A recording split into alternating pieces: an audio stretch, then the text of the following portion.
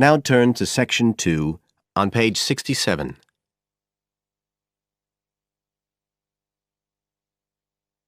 Section 2. You will hear Joanne describing her home city of Darwin in Australia to a man called Rob, who hopes to go there. First, you have some time to look at questions 11 to 15 on page 67.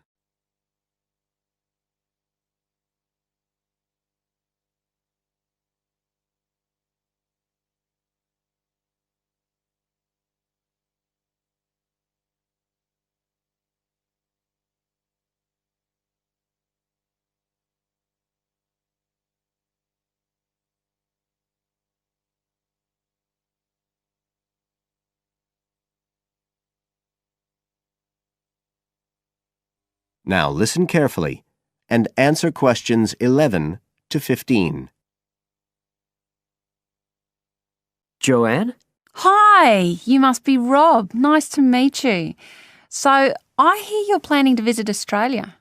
Yeah, and I really wanted to talk to you because I was thinking of spending some time in Darwin, and my sister told me you're from there. That's right. So, tell me about it. Well, where shall I start? Well, Darwin's in what they call the top end because it's right up at the northern end of Australia, and it's quite different from the rest of Australia in terms of cultural influences. In fact, it's nearer to Jakarta in Indonesia than it is to Sydney, so you get a very strong Asian influence there. That means we get lots of tourists. People from other parts of Australia are attracted by this sort of international cosmopolitan image. And as well as that, we've got the same laid-back atmosphere you get all over Australia, probably more so, if anything, because of the climate. But what a lot of the tourists don't realise until they get there is that the city's also got a very young population. The average age is just 29, and this makes the whole place very buzzy. Some people think that there might not be that much going on as far as art and music and dancing and so on are concerned because it's so remote.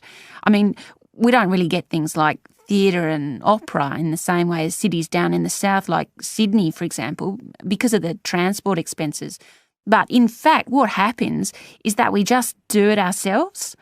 Lots of people play music, classical as well as pop, and there are things like artists groups and writers groups and dance classes. Everyone does something. We don't just sit and watch other people. You said it's very international? Yeah, they say there's over 70 different nationalities in Darwin. For instance, there's been a Chinese population there for over 100 years. We've even got a Chinese temple.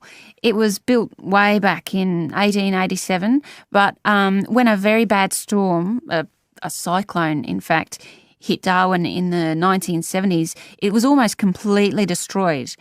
The only parts of the temple that survived were part of the altars and the stone lions. But after the storm, they reconstructed it using modern materials. It's still used as a religious centre today, but it's open to tourists too, and it's definitely worth going to see it. Oh, and as far as getting around goes, you'll see places that advertise bicycles for hire, but I wouldn't recommend it. A lot of the year it's just so hot and humid. Some tourists think it'll be fine because there's not much in the way of hills and the traffic's quite light compared with some places, but believe me, you're better off with public transport. It's fine and not expensive. Or you can hire a car, but it's not really worth it. What's the swimming like? Well, there are some good beaches, but the trouble is that there's this nasty creature called the box jellyfish, and if it stings you, you're in bad trouble. So you have to be very careful most of the year, especially in the winter months. You can wear a lycra suit to cover your arms and legs, but I wouldn't like to risk it even so, personally. And there are the saltwater crocodiles too. I mean, I don't want to put you off. There are protected swimming areas netted off where you'll be safe from jellyfish and crocs, or there are the public swimming pools. They're fine, of course. You now have some time to look at questions 16 to 20 on page 68.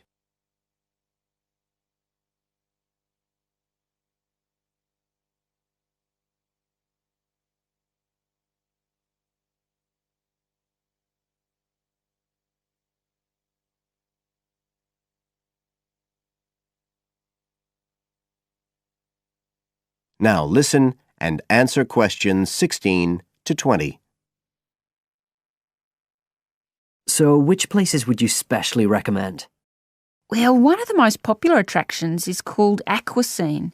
What happens is every day at high tide, hundreds of fish come in from the sea, all different sorts, including some really big deep sea fish. And some of them will even take food from your hand. It's right in the middle of town at the end of the esplanade. It's not free. I think you have to pay about $5, but it's definitely something you have to experience. Then, of course, Darwin has a great range of food. Being such a cosmopolitan place, and if you don't have lots to spend, the best place to go is to Smith Street Mall, where they have stalls selling stuff to eat. There's all sorts of different things, including Southeast Asian dishes, which I really like.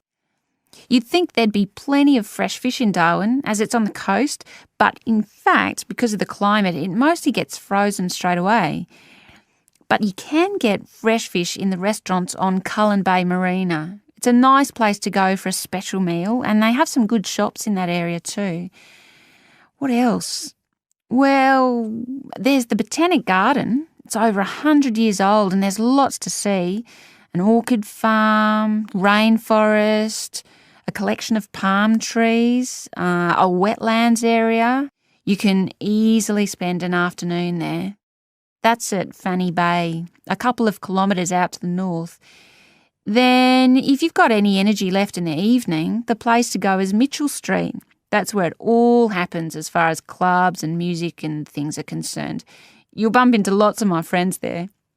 Talking of friends, why don't I give you some email addresses? I'm sure they wouldn't mind.